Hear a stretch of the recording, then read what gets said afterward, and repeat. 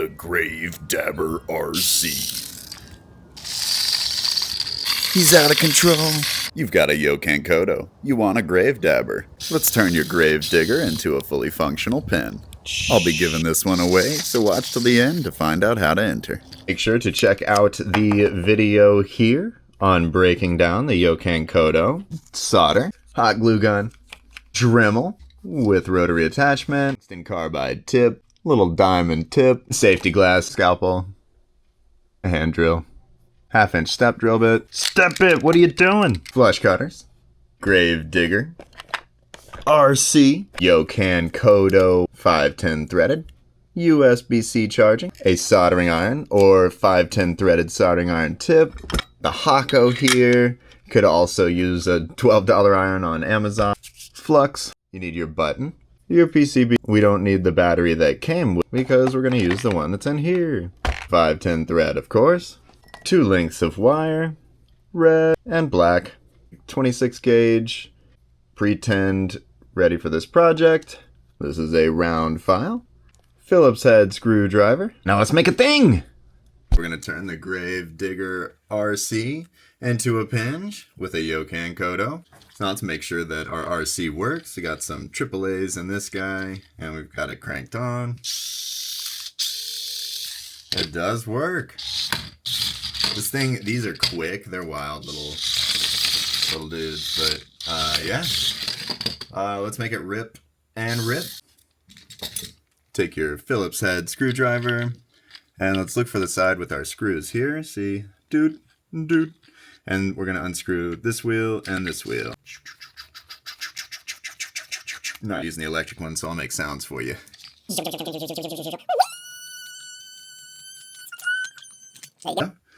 Alright, and now that one is the longer screw, goes on the plastic wheel. I keep them together because it's much easier if you keep your parts together. So we'll set that to the side. And where's our other wheel here? The rubber wheel goes on the back there. And then these just spin in place. All of the direction and everything comes from the back. Alright, we'll take this screw, put it back here with its wheel. Now this guy's lubed up, so watch for that, and there's like a little lube inside there, but we'll get to that here in a moment. Go ahead and remove our top, unscrew this, screw this screw. There you go. And we'll put him in that wheel. And then now you should be able to remove the top there. And we're going to set him aside for now. And go ahead and unscrew here and here. And a wheel you go.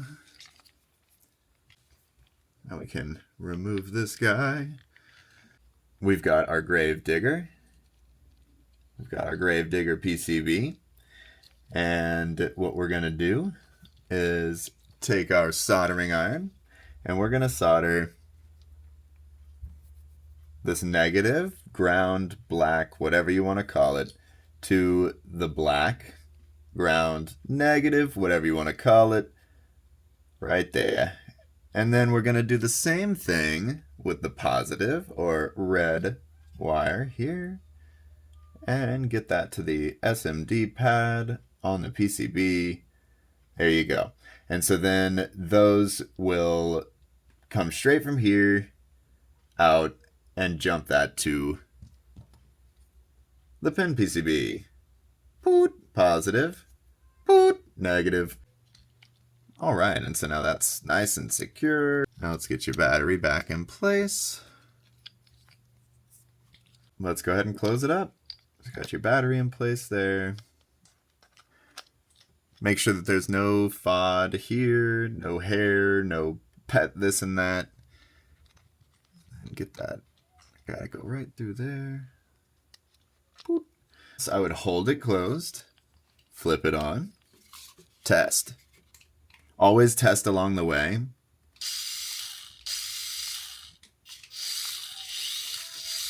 Just to make sure that as you go, nothing catastrophic has happened and everything still works. That can help you go back to what point it worked last, if need be, and troubleshoot from there, instead of having to think, well, when was the last time it worked?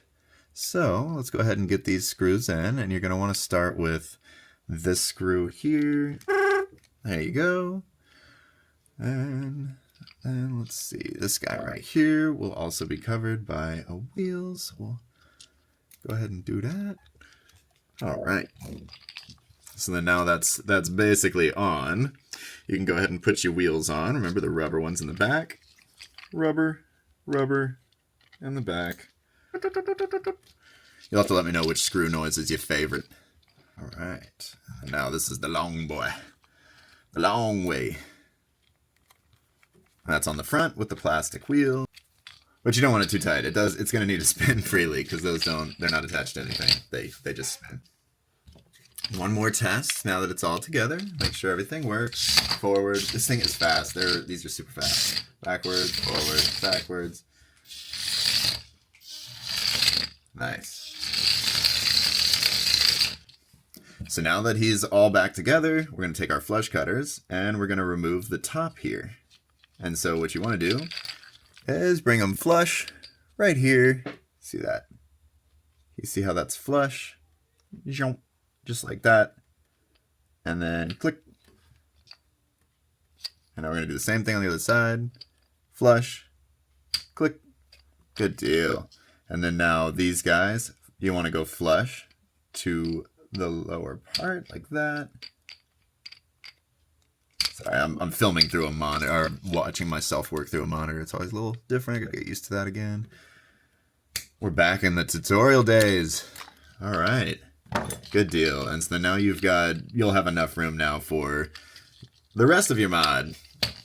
So we're gonna need to make some more space in here, and you're gonna want to remove this with your flush cutters. And so we're going to glue it down in the end on the back.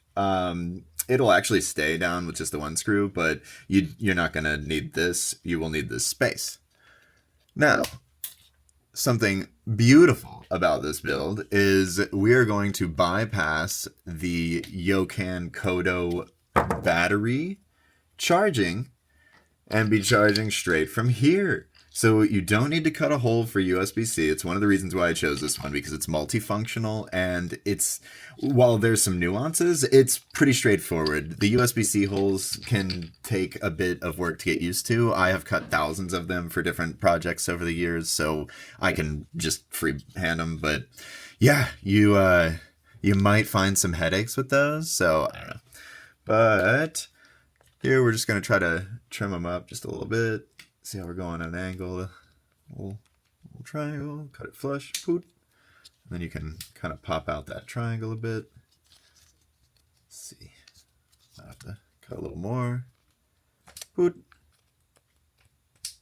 There you go. Click, click, click,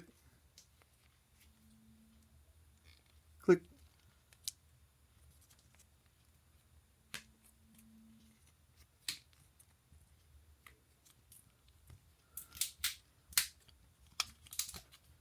All right. So now you've made some space. This is where you could just keep trying to work at it with the flush cutters.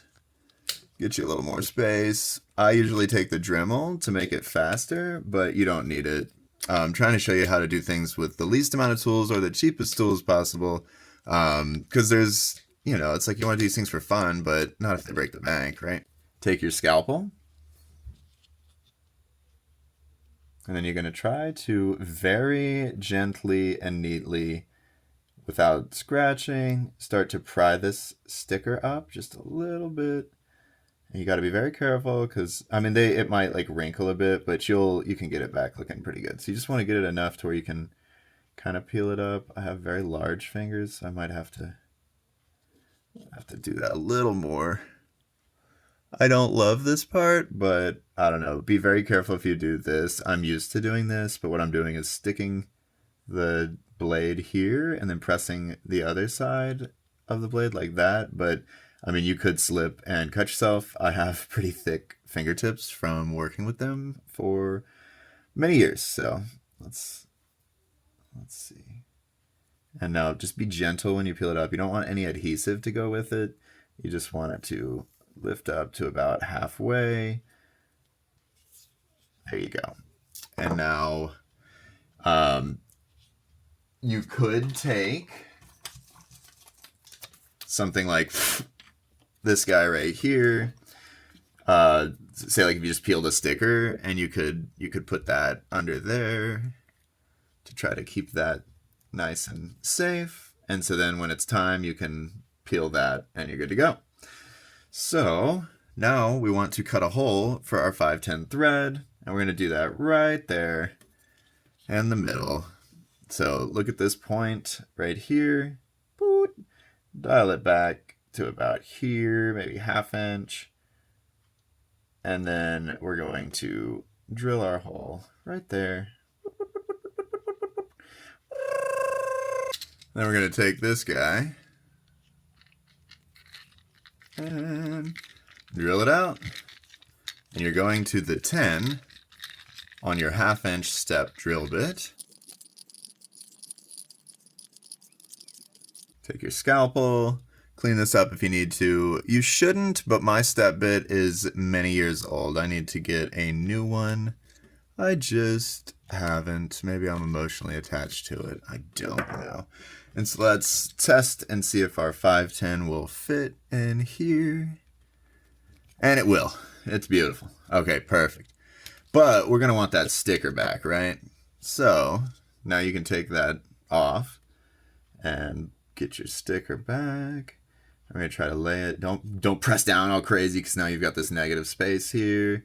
So we're going to have to just gently get it to lie how it would have.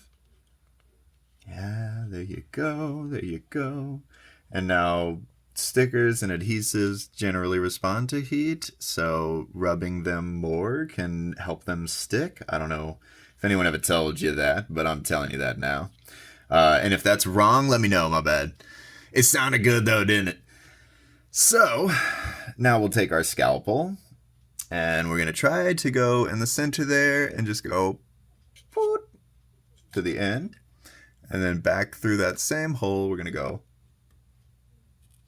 and just kind of let the scalpel do the work, getting you to the hole there. And it does not have to be perfect, because there's a little lip on the 510 that will cover a little bit of that, like maybe a 1/2 millimeter. I don't know if you can see that.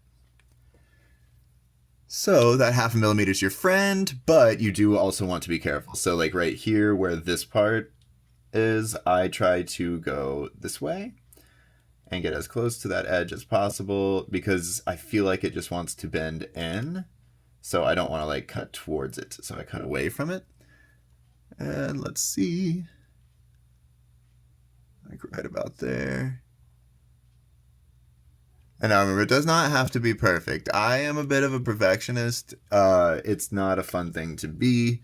Oftentimes when you see my work look off, I am very happy that I was able to share it with you, because I have made a lot of things that I've never shown anyone, because they don't fit the bill for me. But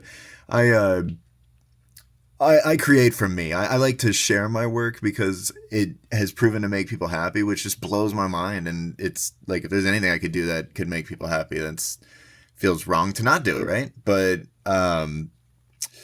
yeah, I don't know. I know that it's tricky.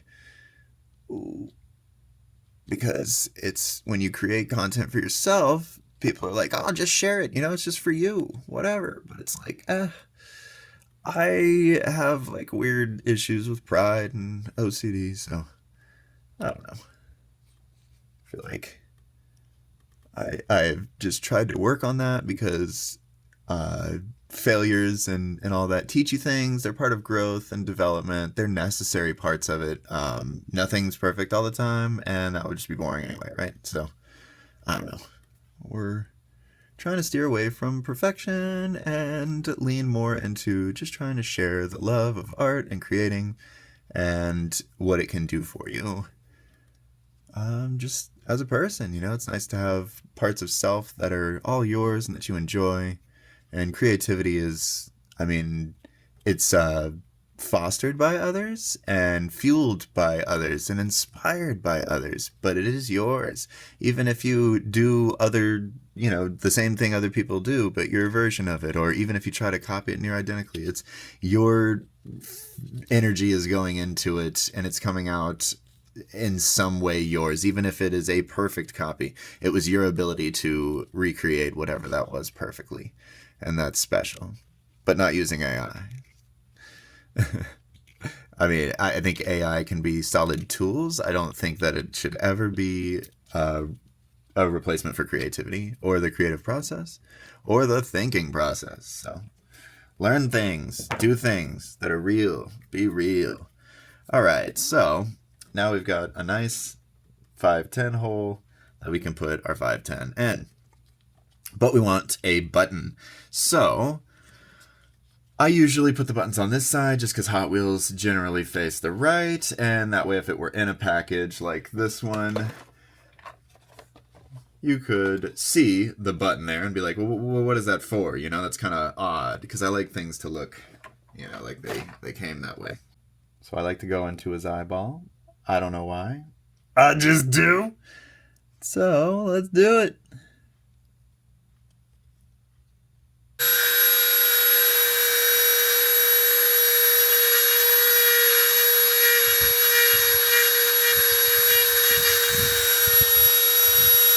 Your file and see if you can try to file it out just around the edges there. You want to be gentle. You don't really want to change shape or anything there, so you got to be careful. Now that you've got a buttonhole cut, a 510 hole cut, you've got your back hollowed out, it's time to get to assembling. Take our 510, and you're going to want to look where your wires are here, and see how it's soldered up on this side? Let's make that side face the back, and that'll give us the most wire length towards our PCB. I wanted to try to make one where we don't have to change wire lengths or anything, so that it, again, is more straightforward for your first build. Now you take your tactile switch button that we soldered up in the last video. I don't know if I can link them here, but I'll try to. Now we're going to want to hold that in place with some hot glue.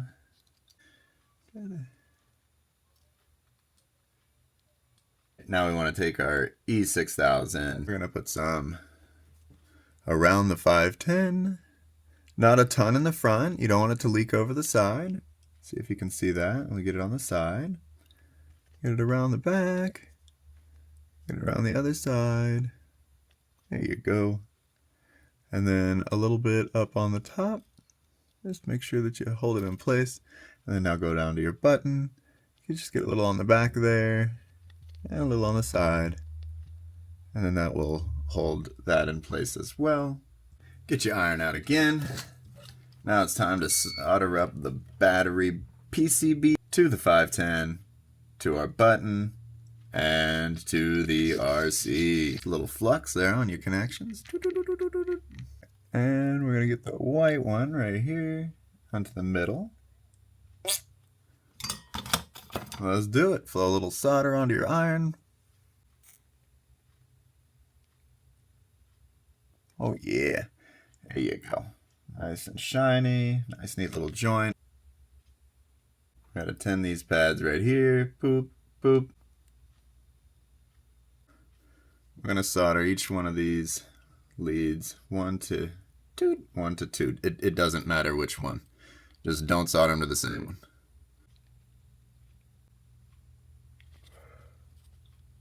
Nice and strong.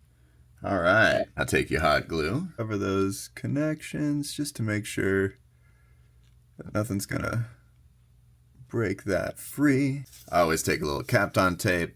All right, let's take us a strip. Let's try to cover up any of our connections there. And now we're not gonna use our USB-C, so I don't really have to worry about that. Now, we do need to solder up our battery. So red's gonna go here, positive, black, negative, ground, whatever you wanna call it, will go here. So that's doot and doot. Flux on it.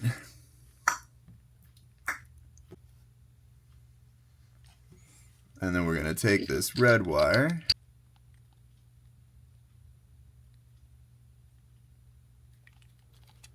All right, nice and solid.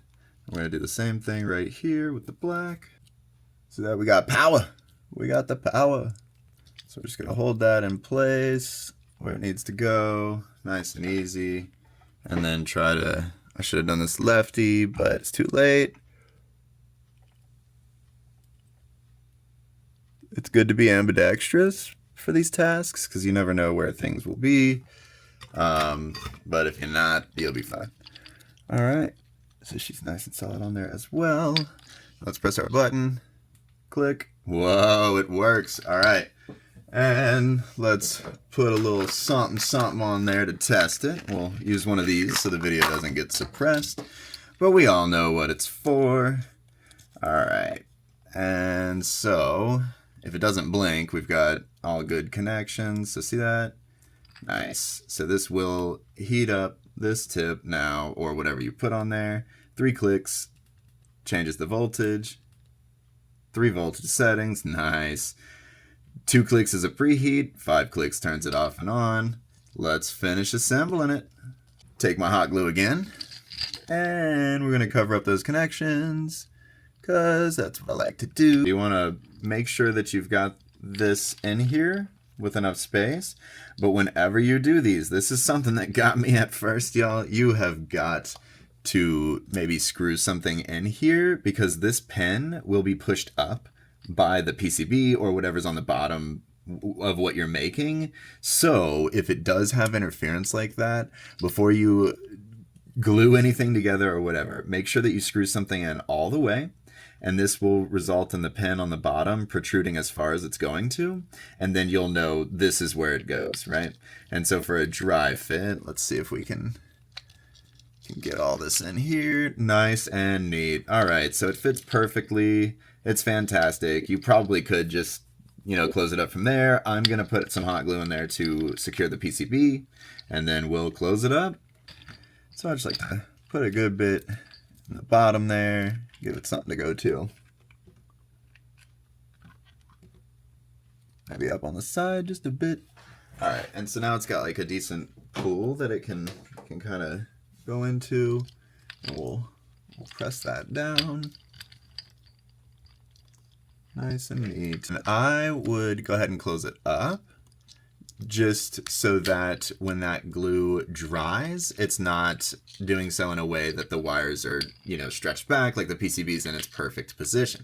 And take our E6000, and we're going to lift this guy up just a little bit right here, and get a glob up under here, right there. Just like a little blob that can go, from one piece to the other, and kind of hold it in place with a little extra oomph. We will go ahead and get our screws in there. And that's just screwing these two together.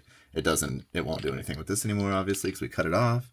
And then what holds that on is the glue we just put, as well as this screw right here.